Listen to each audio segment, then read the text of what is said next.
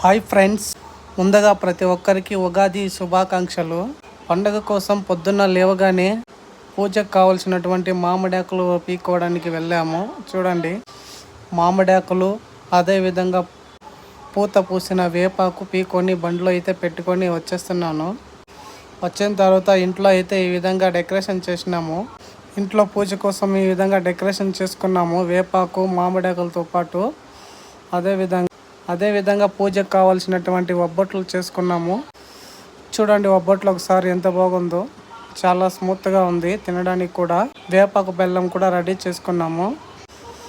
అన్నీ రెడీ చేసుకుని త్వరగా ఇంట్లో అయితే పూజ చేసుకున్నాము. ఎందుకంటే శ్మశానాల దగ్గరికి వెళ్ళాలి. అక్కడ చేసుకున్న తర్వాత శ్మశానాల దగ్గరికి అయితే వెళ్ళిపోయినాము. అక్కడికి వెళ్ళి పూజ స్టార్ట్ చేసినాము. శ్మశానాల్లో అయితే పసుపు కుంకుమ అన్నీ పెట్టుకున్న తర్వాత ఫైనల్లీ అన్నీ ఫినిష్ అయింది. ఒకప్పుడు శ్మశానాల దగ్గరికి వెళ్ళడానికే భయం వేసేది. ఇప్పుడైతే అలాంటి భయం ఏం లేదు, వెళ్ళిపోయాము. శ్మశానాల దగ్గర పూలు బట్టలు అన్నీ పెట్టి పూజ అయితే చేసుకున్నాము.